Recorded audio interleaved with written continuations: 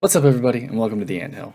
I'm Anthony, and this is going to be a YouTube channel that I use to just talk about things that I love. That would be video games, we're going to cover some movies, we're going to cover some TV, we're going to talk a little bit of music, and a little bit of books. I got some friends in the book talk world that definitely want to talk some series that we've read, and Project Hail Mary is coming out beginning of next year, so we'll definitely be talking about that.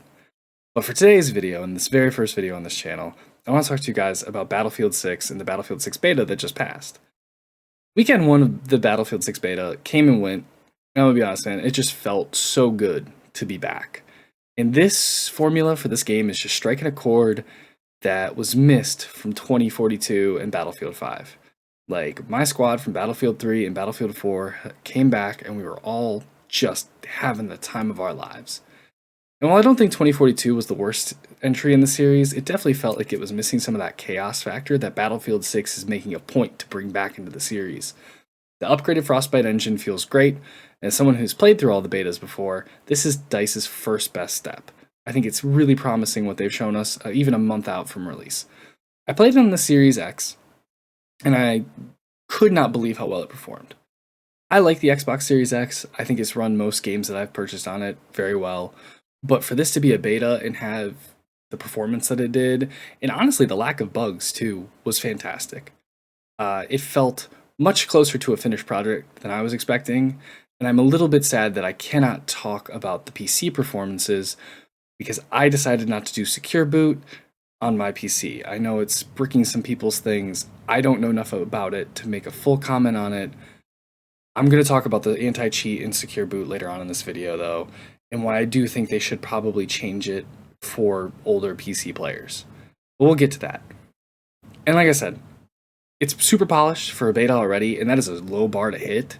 But if the smoothness of this beta and everything else that they've brought to the table so far comes on launch day, and I'm talking like servers, I'm talking lag, everything ran pretty well outside of just having to wait in queue for how popular the game was.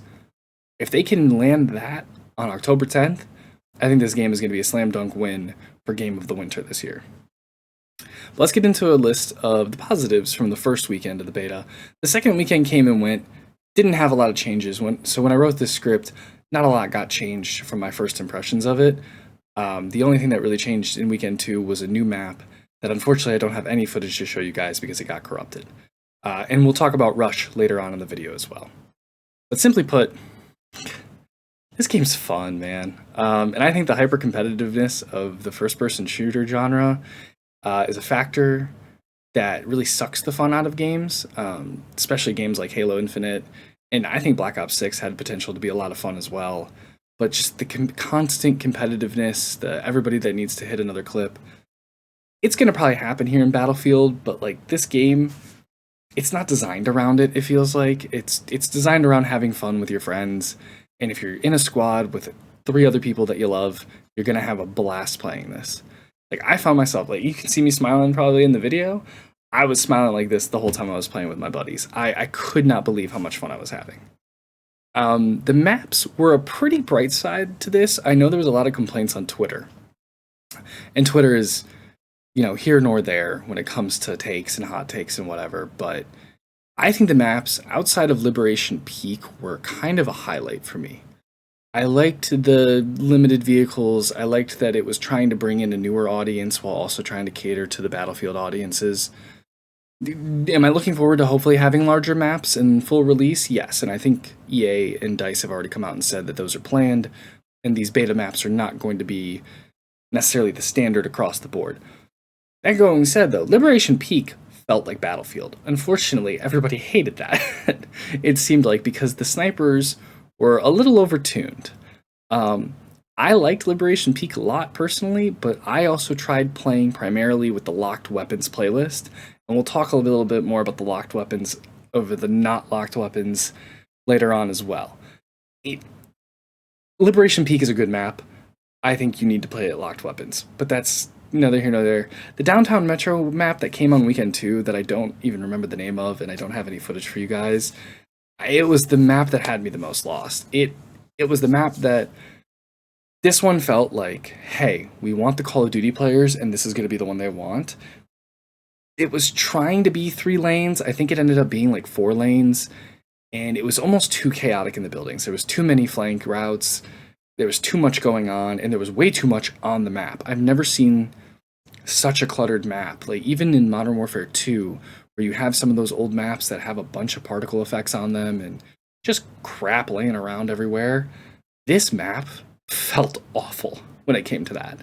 But outside of that, the maps were pretty good. I really enjoyed how they lent to all different play styles in each map. And that's kind of what I want to talk about next is, depending on your specific playstyle, everything could work pretty much on each map. And outside of the first assault rifle in the game, every single gun felt pretty fun to use. I played mostly support.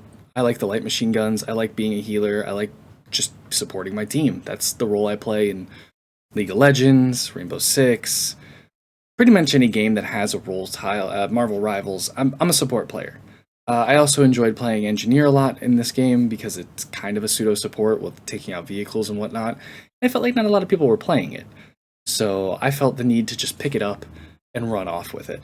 I had no problem fighting the tanks, other than the tanks being tanks, and we'll talk about that a little bit later too. But every single map felt good with almost every single gun. And I just, like, Liberation Peak lent itself to the light machine guns, the DMRs, and the snipers. Unlocked weapons, like I said, it felt a little bit better because you didn't have infinite ammo on every gun. Iberian Assault felt really good with assault rifles, SMGs, carbines, and shotguns. And then the Siege map felt like it could just use every gun anywhere and you could make it work. I really liked it one. It had a lot of different downtown areas with a lot of open lanes on the side. It was fun. The city map really didn't lend itself to much. It was shotguns, assault rifles, SMGs, and everybody was using double grenade launcher by the end of the beta. And like I said, I just unfortunately did not enjoy that one as much. But depending on what class you want to play, all the maps in the beta lent themselves to your playstyle. In multiple modes. When it came to Conquest, Breakout, or Breakthrough, they all lent themselves to something, and you never felt like you were completely out of it because of the class you picked, which I think is a great sign, because in previous Battlefield games, I'm looking at you, Battlefield 5, I felt like picking Recon was worthless, and in this one, Assault is kind of iffy, but we'll get to the Assault issues later.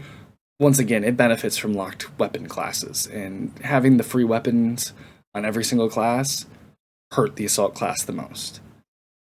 And then the last positive, like the big positive I'm going to take away from this though, Battlefield's destruction's back, man. I mentioned earlier that they upgraded the Frostbite engine for the beta, and this is included in that. The fun factor of rushing through points on Breakthrough, knowing where the enemy team is going to be, knowing that you have a tank and a group of engineers that can push a street and defend your infantry while you either blow up or just try to take a building. I'm gonna be honest, Battlefield, when it comes to that kind of strategy of gameplay, really doesn't get matched by anybody. The closest game I can think of is like Rainbow Six, where it's 5-on-5 and you gotta know when and where to protect your walls and your floors and your doors. Whereas this is like, we're protecting entire buildings, entire street corners, you know? How are we going to line up our engineers to make sure that that tank doesn't get to the building that we're using to hold the point? It was fun, and there's nothing more satisfying than running around the side of your tank as it blows up a building and your entire team runs in, takes the building, you take the point, and then you manage to win the game off that push. Breakthrough really lent itself great to that. Conquest was really fun with it.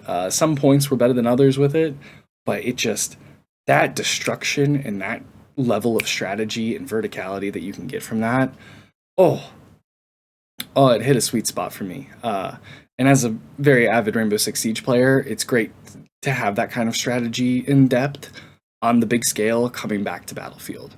Because that was something that 2042 definitely lost on me. I felt like the destruction was not very good, and it didn't lend for a lot of strategy in the game. And I'm just hoping that they keep it at the level it has been in the beta, because I don't want a Siege of Shanghai issue from Battlefield 4 where, hey, we're just going to troll the game, blow up the building for no advantage for either team, and then the middle of the map just becomes unplayable and unfun.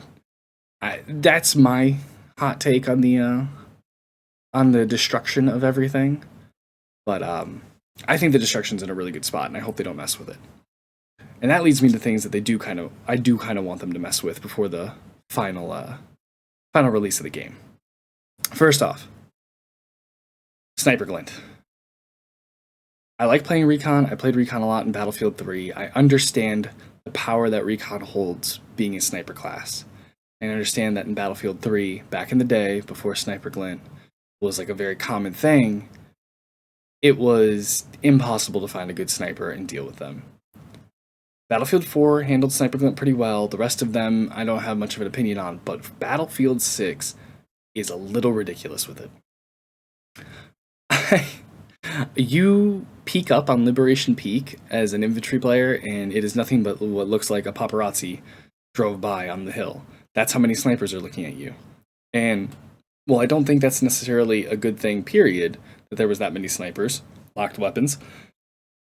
To the snipers' credit, they shouldn't be blinding everybody just because they're aiming down sights. I think if you look directly at the sniper, it should give you Sniper Glint so you can identify where they're going to be.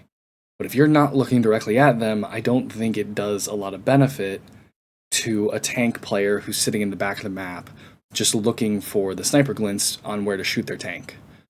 Like, it makes playing Recon feel really bad. It makes playing infantry really bad because you know they're looking at you all the time. And all you can do is like spray in that general direction. And the balance of it just doesn't feel good. There's no sport in finding a good sniper, and there's no fun in playing sniper because every time you look down your sights, you're just basically painting a target on your head, and you're like, hey, shoot here if you want to kill somebody. And they just spray their bullets at the side of the hill, and you'll never have fun playing Recon. So I don't know exactly how to balance that one, but tweaking it in some way that you gotta be able to have some fun trying to hunt down a sniper. You can't just put arrows over their heads, is my opinion. I think it's a little bit overtuned. And the next one, this might be a controller issue. Like I said, I played on Series X, and I didn't take a lot of time to mess around with my controller settings. But the ping system has been a big staple of the Battlefield series pretty much as long as I can remember. And it felt really bad in this game. I went back and I played Battlefield 2042 last night before I recorded this, and while that game just feels like crap comparatively, it just feels awful, absolute dog shit compared now to Battlefield 6, the ping system works really well. You tap your bumper on your controller, you ping where the enemy is. Easy. This, I understand that I think this game is getting a Battle Royale. Battle Royales need more callouts than a simple ping. You know, Apex Legends has this ping wheel. I don't think Battlefield needs the ping wheel, because every single time you press this bumper and you get kicked out of ADS and you pull up a ping wheel. And it is the most annoying thing in the world. And I always find myself pinging in Battlefield. I barely was pinging in this game. Because every time I tried to ping, I would get kicked out of aiming down sights with my gun, and I would usually lose a gunfight because of it. And as a boomer, as a old man gamer of 28 years old, I don't need a ping wheel. Just let me put the dot over the guy's head, and my team can handle it from there. That being said, I do think that they did this on purpose because Recon auto pings when they aim at somebody, no matter what gun they're using, sniper or anything. And that makes Recon feel really good to play, and that feels like one of their gimmicks. But even still, if there's a way to disable the ping wheel, this is a moot point anyways, but I didn't get a chance to play around with it as much. And I just think that they need to either take the ping wheel out, let you disable it, or find a better way to do it on controller. Maybe make it a separate button on the D-pad if there's anything available, but I hated it. It really took me out of every game I played every time I tried pinging, and there was a giant random circle with nothing that I wanted on it, so we'll move on from that. The next big debate. Locked weapons versus not locked weapons. There's going to be probably a lot of new members of the Battlefield community coming in saying that they liked the not locked weapons. That was a pretty big staple of Battlefield 2042, and I was not a huge fan of it in that game, but it didn't bother me as much in that game. I the the way 2042 works is you get perks by using your class's specific weapon. I don't remember all the perks off the top of my head, but like support got SMG bonuses, engineer got light machine gun bonuses, recon snipers, and assault was assault rifles. Cool. I don't mind that. And they kind of tried going with the same system in Battlefield 6 here, but it just didn't feel as good. You don't have operators in this, so there's really no point in playing an operator that gets a bonus for using a specific gun. So you just pick a class that gets a bonus for using this specific gun, and I don't even think there were bonuses, but I didn't spend a lot of time looking at that. Basically, what I'm going to say is, if you played unlocked weapons, it didn't feel amazing because nobody would play engineer, nobody would play assault, and that made dealing with vehicles very difficult. Support was so above and beyond good that there was no reason to play any other class in this game but support when it had access to every single weapon. Recon, I guess people would play it for the spawn beacon, but the fact that they took a healing pack and an ammo pack and they put it together on support on this game made unlocked weapons feel abysmal because you were just playing against a bunch of support players who had infinite ammo, infinite health, infinite revives, and whatever gun they wanted. Whereas the entire second week of the beta, second weekend, I played locked weapons, conquest, and breakthrough, and it felt perfect. I am on the side of locked weapon classes. I think it lends itself to the teamwork and the strategy that I was talking about earlier with the destruction. And I think if they're not going to change something with the support class, unlocked weapons is going to feel continually bad because support is just too strong to get that bonus. Like they cannot allow for that class to have that kind of an access and still make the game feel balanced and fun. When I played locked weapons, I felt like I was doing something when I was playing engineer and when I was playing recon and I was playing, like, the teamwork was there. Even playing support felt better, to me at least, in locked weapons because support felt, how do I put this? Support felt worth playing. When everybody's playing support, there doesn't even feel like it's worth playing support, right? And the class that struggled the worst from this difference was the assault class. In non-locked weapons, I noticed I don't think anybody for that entire first weekend of the beta played assault at all. Because there was no real teamwork gimmick with assault, so there was no real reason to use it. All assault got was grenade launchers. They got a second primary weapon, but if you ran the second primary weapon, it took away a lot of your ammo. I think you only got 16 shots with a shotgun if you ran something with it.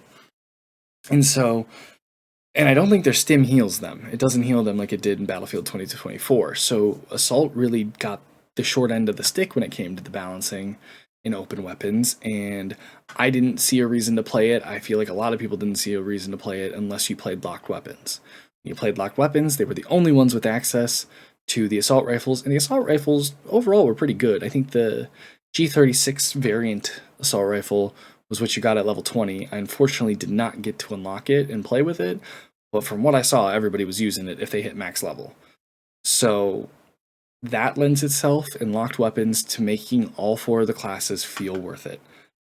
It's a big debate online. I don't know if they're going to get rid of unlocked weapons, and I think that's okay. Because the way they're handling it, of having two separate playlists, it'll be fine. Unfortunately, I think the unlocked weapons playlists will have a significant lower population density in like trying to find a match than locked weapons will, because I think a lot of Battlefield purists like myself will be playing in the locked weapons playlists, because that's what I plan on doing when I come into the game. I don't think I'm going to touch the unlocked weapons playlist at all. I want to play my designated classes with their designated weapons and their designated gadgets, and I'm going to leave it at that. Now I gotta talk about Rush. One of the most beloved game modes in all of Battlefield, and the game mode that got me into Battlefield and back in Bad Company 2, the game mode that I played the most of in Battlefield 3 on Operation Metro. It's just like Breakthrough. I don't know why they didn't just switch out, instead of capturing flags for Breakthrough, switch them out for MCOM stations. Everything else gets to stay the same. The size of the map gets to stay the same, the size of the tickets, the size of the people, everything.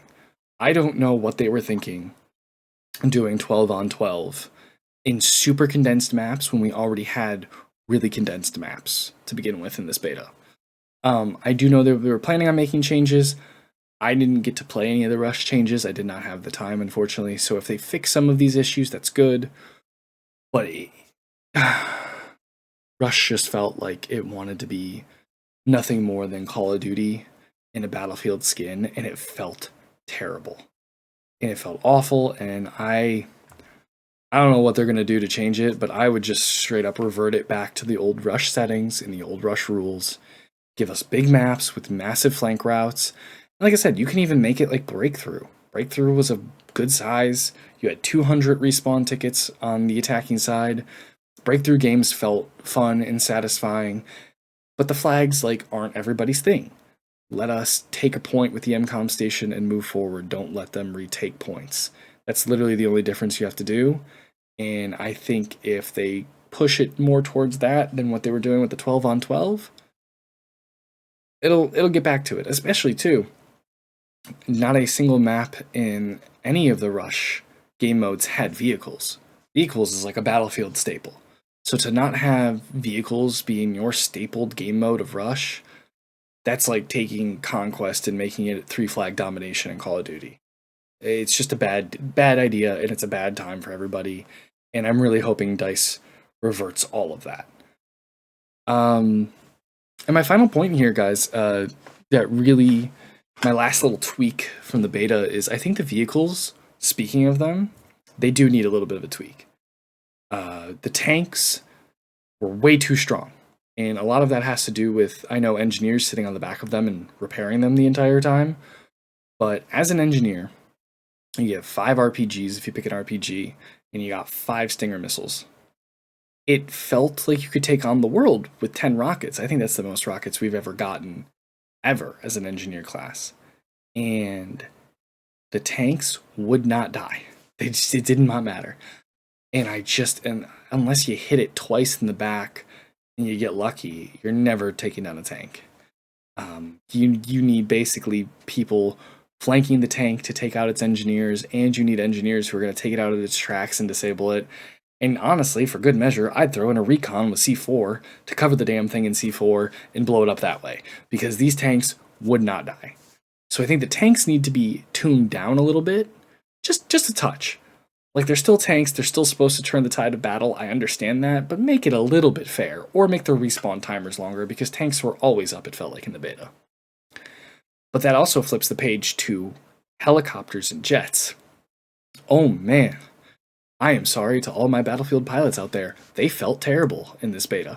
I mean, unless you were an absolutely cracked ace in the jet, I think every single helicopter and jet I saw playing on Liberation Peak, I shot down almost immediately. Whether you were using the AA guns that were already in place that shredded them, whether you were using the Stinger missiles that they gave to the engineer classes, or the mobile AA gun, it took everything out immediately. And I don't know why they felt so weak. I know they had a lot of self-repair tools, so if you didn't get one shot in them, you were doing all right. But I didn't even get in them for most of the beta. I think I flew the helicopter twice, and I think I flew the jet once, because I got immediately shot down every time. And I'm not a good pilot, so I'll take that. I'll take my L's where I take my L's. But I felt bad for some of the helicopter pilots I went against, because I'd hop in an AA gun and blow them right out of the sky almost immediately. Whereas I'm fighting tooth and nail to take down one tank and 2 engineers sitting on the back of it. Alright guys, I want to start wrapping it up. I'm going to buy the game. I think Battlefield 6 is absolutely going to be worth my $70 or $80, whatever it turns out to be. But I'm going to buy it on my Xbox Series X, unfortunately, because there's one really major glaring issue that I read forums about, and I read tweets about, and I looked at TikTok videos about, and that is the Javelin anti-cheat needing the secure boot that I mentioned earlier. If you have a newer pre-built PC, you're fine. Secure boot's already on in Windows. If your Windows 11 will be ready to run it right out the box. Don't worry about it. If you're like me, and you have an older PC build, and that does not have the most updated BIOS at the moment, you're going to have to go in and you're going to have to flip secure boot on. They give you a whole form to do it. If you want to do it, absolutely go for it. The game is well worth your time and investment. I'm not going to do it because I just am not good enough with computers to trust myself doing that. And I'm going to be in the camp that I think this needs to change. This kernel level anti-cheat stuff is fine. I don't necessarily have a overall problem with it. I've played Valorant, I've played League of Legends, I've played games with it before, but none of them so far have made it so that I need to change a setting in my BIOS because my BIOS are outdated. I don't know how I necessarily feel about a kernel level anti-cheat needing a BIOS setting to be authorized to run. I don't think this is going to be a game I play on PC. I think this is going to be a console game for me. And I do kind of hope that they change that in the anti-cheat and they make it a little less intrusive. That's really my only opinion on the whole thing of the matter. Really hoping that they change that for full release. I'd much rather actually play this on a mouse and keyboard on my PC, but I have no problem sticking with my Series X. And the footage you guys have seen throughout this video that I'm going to edit in, it's all been Series X gameplay and footage. It runs fine. I'm not going to complain about that. And I do know that the anti-cheat took out 300,000 cheaters apparently in the first weekend, according to DICE. First off, if you're 300,000 people cheating in an open beta, y'all need help. Like, genuine help. But it's more of a personal feeling than anything that I'm not going to risk messing with my BIOS to play one game when everything else on my computer works fine.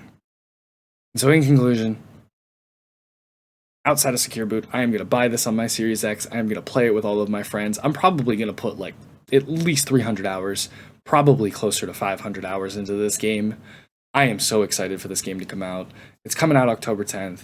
This has been The Anthill. I'm Anthony. I hope you guys enjoyed listening to me yap about Battlefield 6 and why I think you should all play it. And, I'll see you in the next one. I'm not sure what I'm doing for the next video, but this was a good first test run to just see if I wanted to do this. Peace out, everybody.